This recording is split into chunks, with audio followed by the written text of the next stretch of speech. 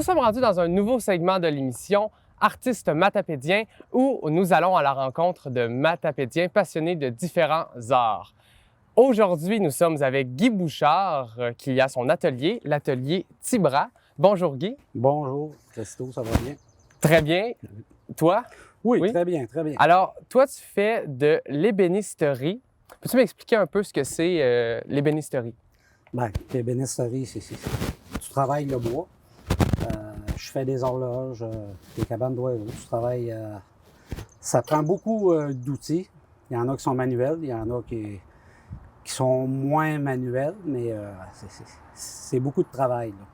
Comme pour ces horloges-là, entre 50 et 60 heures pour chaque environ, là. Quand même. Oui, beaucoup.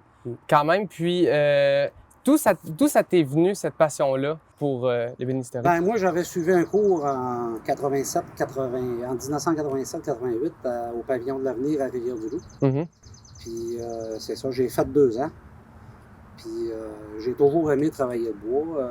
Mon père avait des terres à bois. Je me faisais des cabanes. Je m'avais fait une cabane dans le bois. Puis, tout jeune, là, ça fait que j'ai toujours aimé.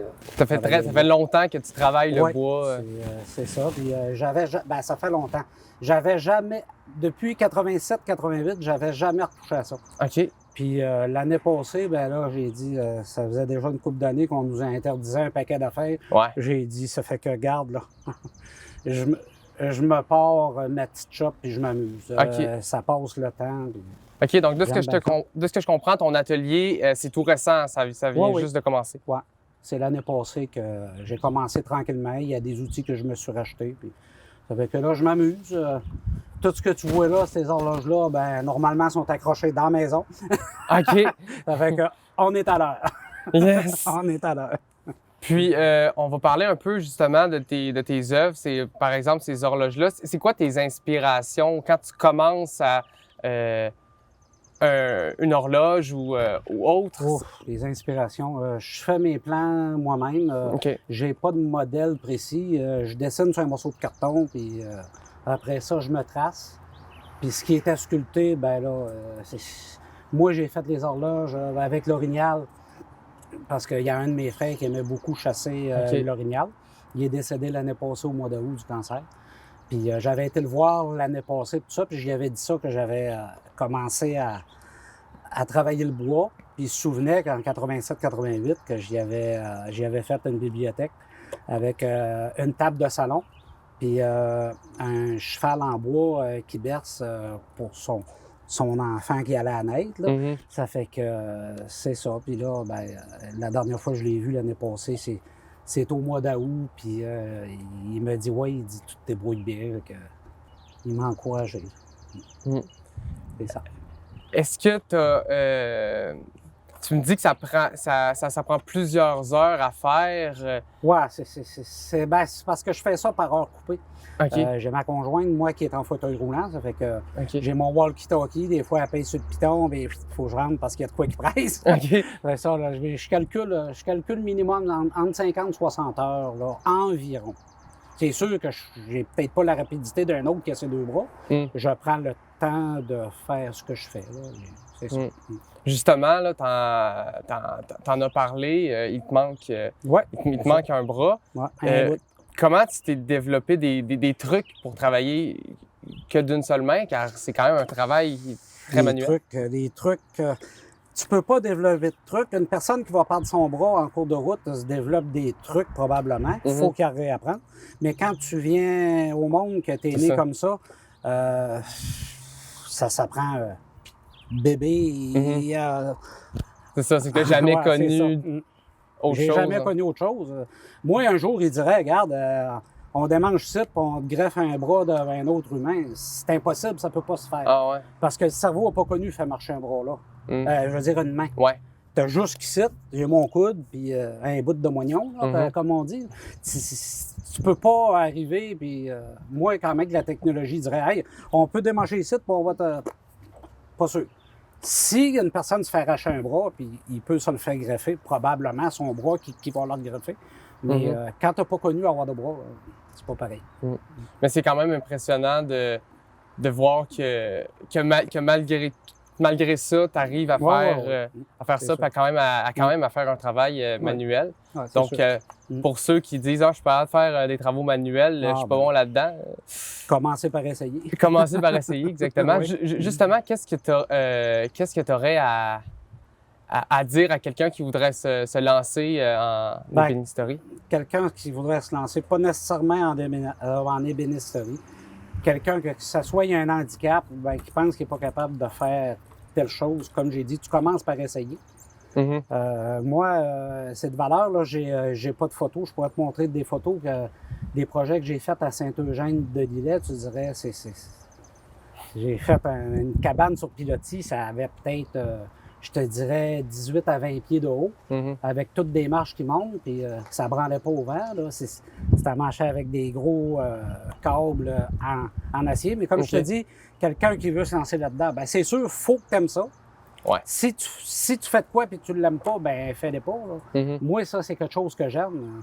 Celle-là qui m'empêcherait de faire ce que j'aime, ben regarde, c'est m'enlever, comment je pourrais bien dire, ma passion que j'aime. Tu peux pas... En tout, t'as fait combien d'œuvres? T'en as combien? Ouf! Je les ai pas comptés. À date, j'ai peut-être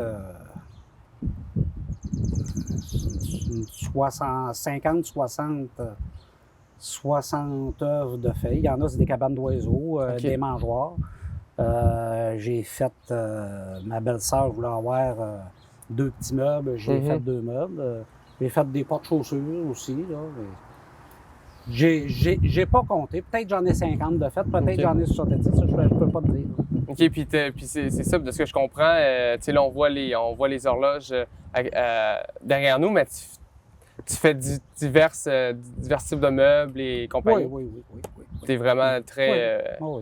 c'est très large. Très large. Donc, Guy Bouchard, merci beaucoup. C'est très inspirant de voir ça et j'espère que ça va en inciter à vivre de leur passion, puis tout ça. Et en passant, j'aurais un petit défi à te faire faire en dedans. Je t'enverrai pas sur le planeur et je t'enverrai pas sur le Banti, là, parce que je voudrais pas que tu sois rendu comme moi, là, malgré que moi, c'est une naissance. Ça fait que je vais avoir un petit défi. Oui, justement, je suis très curieux, donc allons à ce fameux défi.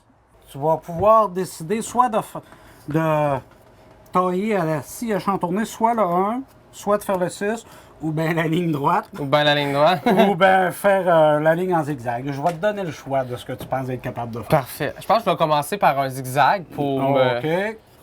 Je vais mettre les lunettes. Ouais. OK.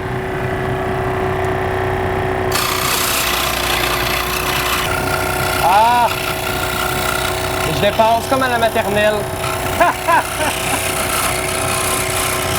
Hey boy! Au moins, ça le zigzag. Oups! Je vais rentrer dans le... OK! Bon. Au moins, il a pris un coup avant de... Ouais! Mais c'est des zigzags encore! Ouais, des zigzags encore, mais la ligne... C'est juste pas les bons! C'est juste pas les bons! J'ai compris que c'était c'était quelque chose. Faut être habile, puis... Parce que je fais tous mes chiffres moi-même aussi. Les horloges. Tous les chiffres, c'est tout moi qui est tard. Tous les chiffres que là, si tu fais tout ça sur cette machine-là? Oui. OK. Tout là-dessus. Mais c'est impressionnant. Une fois que tu le fais, que tu utilises l'outil, tu réalises à quel point... à quel point c'est un travail de minutie. Soit que c'est facile, ou bien soit que tu es capable ou tu n'es pas capable. Exactement. Il y en a qui vont se pratiquer puis ils seront jamais capables. Mais c'est aussi une histoire de pratique. Il y en a qui peuvent arriver là. Tu sais, comme moi, là, ma ligne, j'ai pas réussi à suivre, mais peut-être qu'à force d'entraînement. Oui, c'est sûr.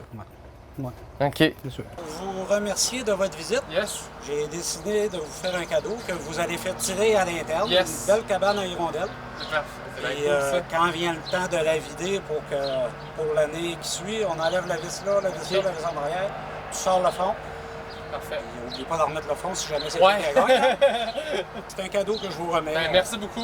Vous le ferez tirer à l'interne. Yes. Vraiment belle.